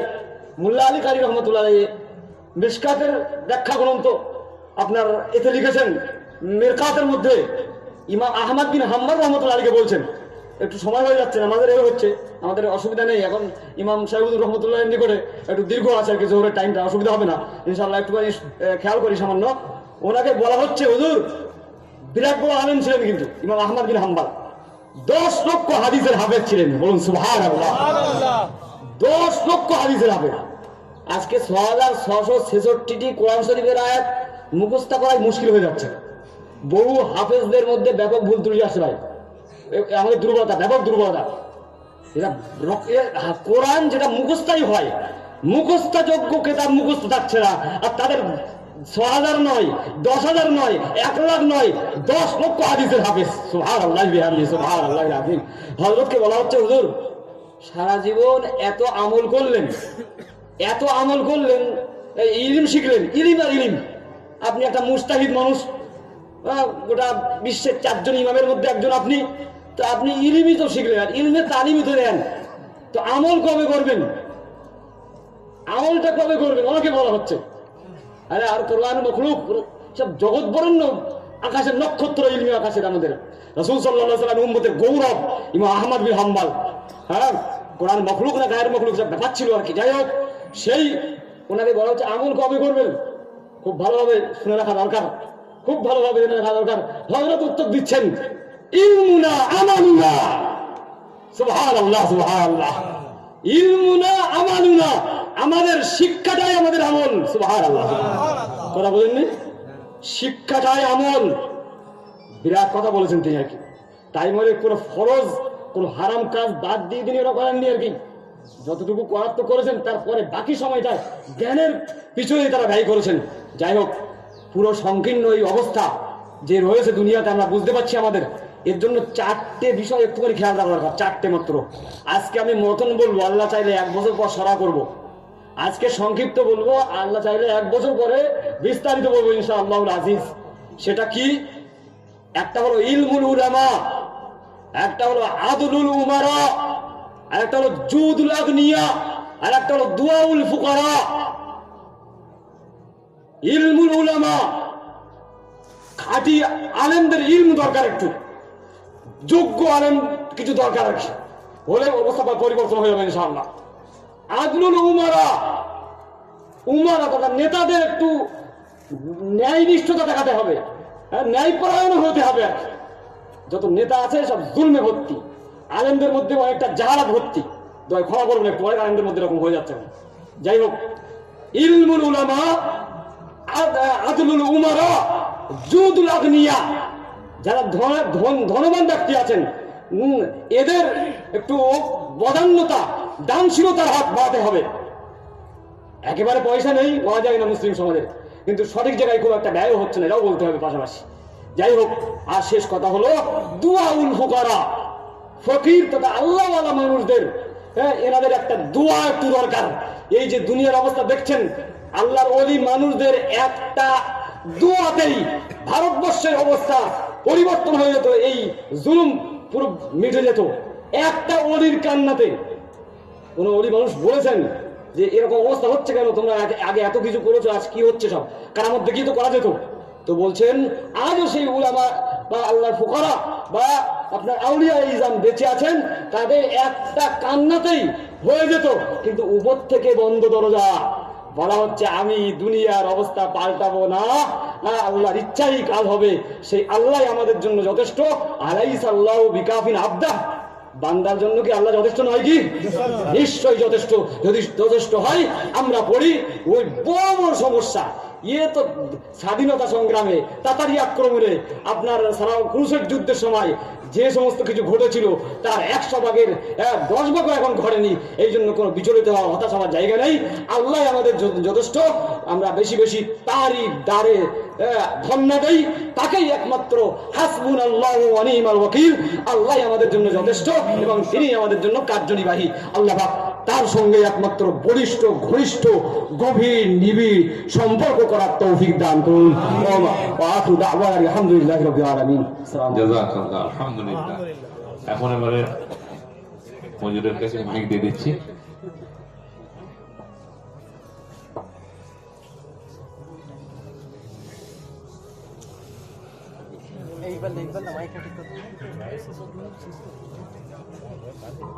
আলহামদুলিল্লাহ, এবারে আমাদের সেই হযরত জি আমাদের দামাত বরকত হুম, উনি এখন এবারে ওনার 2-4 কথা বলেই আমাদের মজলিসের আপাতত সমাপ্ত। তার কারণ আমাদের এরপরই আমাদের দোয়া করবেন, ওরে আমাদের জোহরের নামাজ, তারপরে আহারের বিরতি। আলহামদুলিল্লাহ। আসসালামু আলাইকুম ওয়া রাহমাতুল্লাহি ওয়া বারাকাতুহু। আল্লাহ পাকের দরবারে অসংখ্য শুকরিয়া। আলহামদুলিল্লাহি রাব্বিল আলামিন, والصلاة والسلام على رسوله الكريم وعلى آله وصحبه أجمعين. ربنا ظلمنا أنفسنا وإن لم تغفر لنا وترحمنا لنكونن من الخاسرين.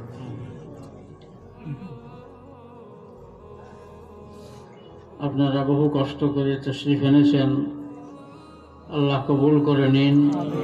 আমাদের আপনাদের সকলকে আল্লাহ পাক মাগফিরাত দান করুন,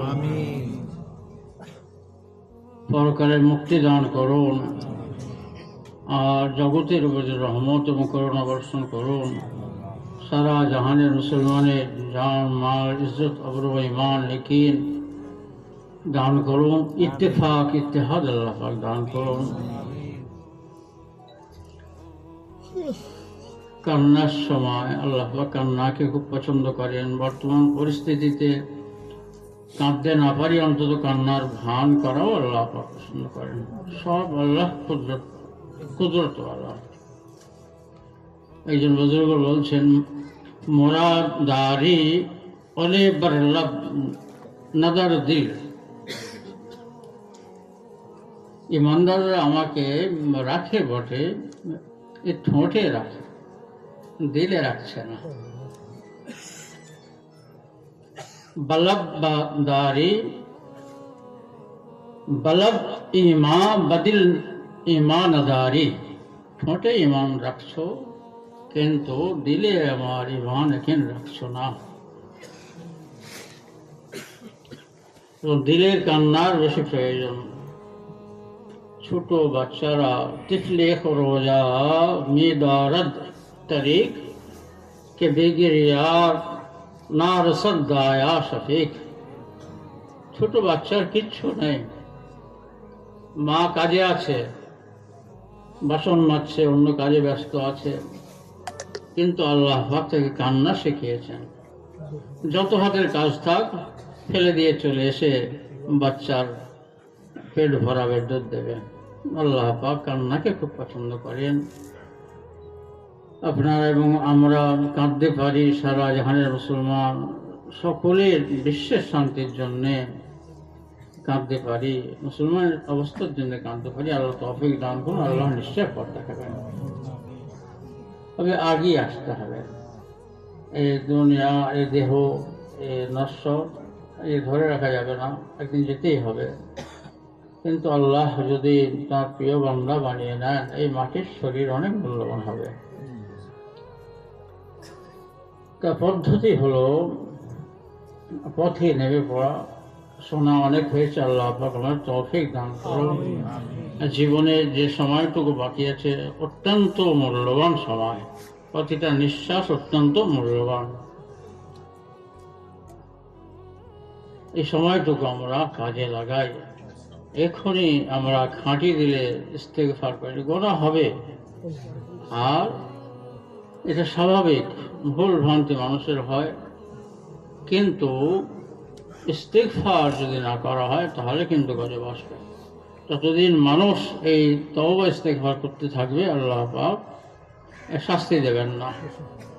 কোরআন পাকের ওয়াদা, যতদিন নবী দুনিয়াতে ছিলেন আল্লাহ দুনিয়াতে কঠিন গজব নাযিল করবেন না, ওয়াদা ছিল। আর যতদিন মানুষ ইস্তেগফার করতে থাকবে ততদিন আল্লাহ শাস্তি। ইস্তেগফার মানে অন্তরের ইস্তেগফার, যেটা বলছিলাম দিলের ইমানের আর দিলের সংযোগের দ্বারাই আল্লাহর কাছে কান্না।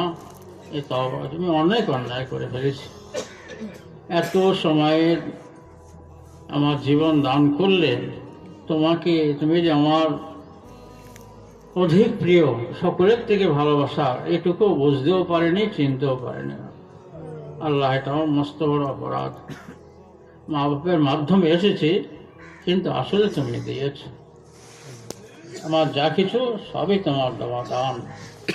এই কোটি কোটি অর্থ দিয়ে ব্যয় করে এই এক একটা সম্পদ যে আমাদের মধ্যে আছে, মূল্য দেওয়া যাবে না। এবং বাঁচার জন্য যে উপকরণ দুনিয়া দিয়ে রেখেছেন, এর মূল্য দেওয়া যাবে না। আল্লাহ পাক এ কথা বোঝার তৌফিক দান করুন। এখনই থেকে আমাদের মূল্যবান জীবন, এটা আল্লাহ সব থেকে, সমস্ত সৃষ্টির থেকে খুব বেশি ভালোবেসে এই মানুষকে পয়দা করেছেন। এর কদর আমরা করি। এই অমূল্য সম্পদ আমাদের জীবন, এর কদর করি। বাকি জীবনটা আল্লাহকে চেনার, পাওয়ার, তার মহব্বত লাভের ব্যাপারে আমরা খরচ করি। আর সমস্ত সমস্যার সমাধান তিনি তার তরফে করে দেবেন। আমার আলাইনা ইল্লাল বালাগ। আসসালামু আলাইকুম।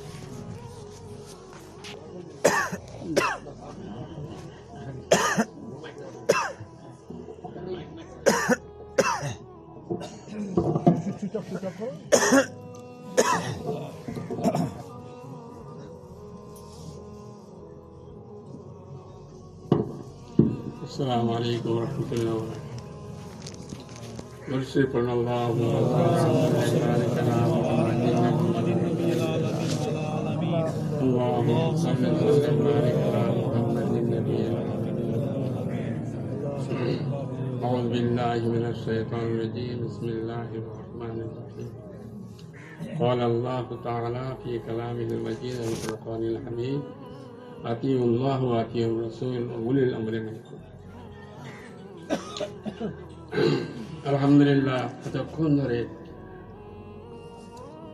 দীর্ঘ সময় ধরে যা আলোচনা হয়েছে আলোচনা করবার দরকার নেই। আমার ইকবাল ভাই বলছে আপনি কিছু বলে বলুন। তো একটা কোরআন পাকের আয়াত একটুখানি তেলাওয়াত করেছি, সংক্ষেপে বলবো আতিউল্লাহ ওয়া আতিউর রাসূল। আল্লাহ বলছেন আল্লাহকে আল্লাহর ইতাআত করো, অনুসরণ করো, আর আল্লাহ রসুলের অনুসরণ করো। উলিল আমরি মিনকুম, আর তোমাদের মধ্যে যারা উলুল আমর উলামায়ে হাক্কানি যারা আছে তাদের ইতাআত করো। তো সংক্ষেপে এই কথা বলতে চাচ্ছি যে যা আলোচনা হয়েছে আল্লাহ পাক আমাদের একবারে নূর ভরে দিয়েছে। অতএব এই শেষ কথায় বলে দিচ্ছি, আপনারা ওলামাদের ইহানত করবেন না, ওলামাদের কদর করুন। আর ওলামাদের আল্লাহ পাক আল্লাহ রসুল এখন নেই, কিন্তু আল্লাহ পাক বলছেন যে আল্লাহর ইতাআত করো, তার কোরআন আছে আর আল্লাহ রসুলের সুন্নত আছে। আর তারপরে সেই সুন্নত গুলো যারা জারি রেখেছেন উলুল আমর বলা হয় তাদের, সে হচ্ছে উলামায়ে কিরাম। আজ এখানে চাঁদের হাট বসে গেছে, আলহামদুলিল্লাহ। এত বড় ভাগ্যবান আল্লাহ আমাদের করেছেন যে এত বড় একটা মজলিসে এত উলামায়ে কিরাম, এত গুণীজন, এত দিনদার মানুষ, বিজ্ঞানী থেকে আরম্ভ করে সব রকম মানুষ আল্লাহ পাক আমাদের নসিব করেছে। বলুন আলহামদুলিল্লাহ। অনেক জলসা জুলুস আমরা শুনি, অনেক জায়গা যাই, এইরকম দিনী মজলিস, নুরানি মজলিস আমরা দেখতে পাই। ভাই, আল্লাহ মাহবুব বান্দা ছিলেন আমার হযরত, তার ফয়েজ এখানে এখন বিদ্যমান। আপনার দিলের চোখে আপনি দেখে নিন একবার, তার ফয়েজ এখানে জারি আছে বলে আজকে এত মানুষ এইভাবে আল্লাহ আল্লাহ রসুলের কথা মুখাপেক্ষি শুনছে। তো আমি একটা শেষ কথা বলে দিচ্ছি, আপনারা কোনো ওলামাদের ইহানাত করবেন না, ওলামাদের সঙ্গে থাকুন, ওলামারাই আপনাদের পথ দেখাবে, আল্লাহর রহমত হবে। তো সেই বলছি কি, আপনারা সবসময় ওলামাদের পেছনে থাকুন আর ওলামাদের পিছনে কথা বলবেন না, যে হোক না কেন। যাই হোক, আর বেশি কথা বাড়াবো না আমি। আপনারা আমার সঙ্গে সূরা ফাতিহা একবার, আর কিছু দরুদ পড়ে নিন, আর সূরা ফাতিহা একবার, আর 3 বার সূরা ইখলাস পড়ে আমি সংক্ষেপে সওয়াব রেসানি করে দেবো। আউযু বিল্লাহি মিনাশ শাইতানির রাজীম, বিসমিল্লাহির রাহমানির রাহিম। আলহামদুলিল্লাহি রাব্বিল আলামিন, আর রাহমানির রাহিম, মালিকি ইয়াউমিদ্দিন, ইয়্যাকা না'বুদু ওয়া ইয়্যাকা নাস্তাঈন, اهدنا الصراط المستقيم صراط الذين أنعمت عليهم غير المغضوب عليهم ولا الضالين آمين. بسم الله الرحمن الرحيم. قل هو الله أحد الله الصمد لم يلد ولم يولد ولم يكن له كفوا أحد. بسم الله الرحمن الرحيم. قل هو الله أحد الله الصمد لم يلد ولم يولد ولم يكن له كفوا أحد. بسم الله الرحمن الرحيم. قل هو الله أحد الله الصمد لم يلد ولم يولد ولم يكن له كفوا أحد. اللهم صل وسلم وبارك على محمد النبي العالمين وعلى العالمين. اللهم صل على محمد وعلى آل محمد كما صليت على إبراهيم وعلى آل إبراهيم إنك حميد مجيد. اللهم بارك على محمد وعلى آل محمد كما باركت على إبراهيم وعلى آل إبراهيم. الحمد لله رب العالمين. الصلاة والسلام على سيد المرسلين وعلى آله وصحبه أجمعين. ربنا ظلمنا أنفسنا وإن لم تغفر لنا وترحمنا لنكونن من الخاسرين. ربنا آتنا في الدنيا حسنة وفي الآخرة حسنة وقنا عذاب النار. ربنا لا تجعلنا فتنة للقوم الظالمين ونجنا برحمتك من القوم الكافرين. أنت ولينا في الدنيا والآخرة، توفنا مسلما والحقنا بالصالحين. رب العالمين الله ইয়া আল্লাহ তোমার শাহী দরবারে গুনাহগার ফকির মিসকিন বেকার মাফলুল ইনসারাম পুজি আল্লাহ তোমার রহমত আশা আল্লাহ তোমার শাহী দরবার হাত তুলেছে আল্লাহ রহম করম করে ইয়া আল্লাহ আমাদের জীবনের সমস্ত গুনাহ করে আল্লাহ তুমি ক্ষমা করো আস্তাগফিরুল্লাহ লিল আলামিন আস্তাগফিরুল্লাহ লি ওয়া লিসাইল মুসলিমিন আস্তাগফিরুল্লাহ লি ওয়া লিসাইল মুসলিমিন আস্তাগফিরুল্লাহ লি ওয়া লিসাইল মুসলিমিন আস্তাগফিরুল্লাহ লি ওয়া লিল আলামিন ইয়া আল্লাহ ইয়া রহমানুর রহিম আল্লাহ ইয়া আল্লাহ আমাদের মজলিসকে তুমি রহম করো কবুল করে নিয়ে আল্লাহ তোমার খাস রহমতে আল্লাহ আমাদের নাজাদের ব্যবস্থা করে দাও রব্বুল আলামিন ইয়া আল্লাহ আমাদের আবাসদার আমাদের আত্মীয় স্বজনকে সাকারে খাস করে আমার হযরতের আহলিয়া আমার বোন ইন্তেকাল করেছে ইয়া আল্লাহ তোমার পাক কালামে সাহেব ইয়া আল্লাহ সমস্ত আউলিয়া কেরাম ওসিলা ধরে দোয়া চাই তোমার হাবিব সরওয়ারে কায়েম ওসিলা ধরে দোয়া চাই আল্লাহ তার রূহ পাক মুছে দিয়ে আল্লাহ তার কবরকে আল্লাহ তোমার রহমতের নূর দ্বারা মুনাব্বর করে দাও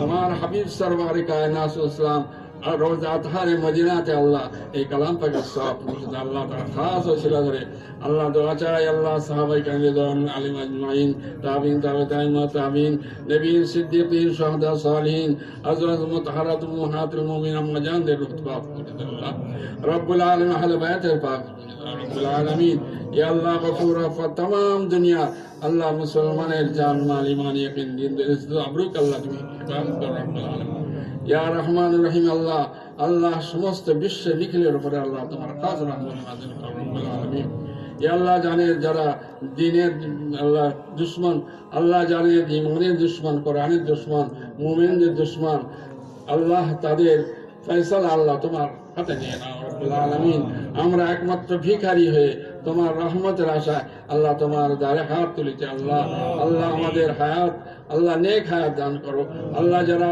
আমাদের ভবিষ্যৎ আওলাদ আল্লাহ তাদের দিনদার করো এ আল্লাহ तमाम দুনিয়ার মুসলমানের এক হয়ে নেক হয়ে চলবার তৌফিক দাও আল্লাহ সমস্ত মুসলমানদের সমস্ত মানুষদের খাস বুঝবার তৌফিক দাও রব্বুল আলামিন হাসবুনাল্লাহু নি'মাল ওয়াকিল নি'মাল মাওলা ওয়া নি'মান নাসির হাসবি আল্লাহু লা ইলাহা ইল্লা আলাইহি তাওয়াক্কালতু রব্বুল আরশিল আযীম এ আল্লাহ আমাদের এই মানুষের হায়াত রাখো হালাল রুজি নসিব করো অসুস্থ যারা আমরা আল্লাহ আমাদের এই বাচ্চা तमाम দুনিয়া যারা আল্লাহ অসুস্থ আল্লাহ সুস্থ দান করো হালাল রুজির ব্যবস্থা করে দাও হারাম থেকে হেফাজত করো রব্বুল আলামিন ইয়া আল্লাহ আমাদের কালেমা তাইয়্যিবা লা ইলাহা ইল্লাল্লাহ মুহাম্মাদুর রাসূলুল্লাহ দিলের জবানে নিয়ে আল্লাহ তুমি শেষ নিঃশ্বাস ত্যাগ করার তৌফিক দাও ইয়া আল্লাহ রব্বুল আলামিন রহমানুর রহিম আল্লাহ মওতের পর আমাদের আল্লাহ আমাদের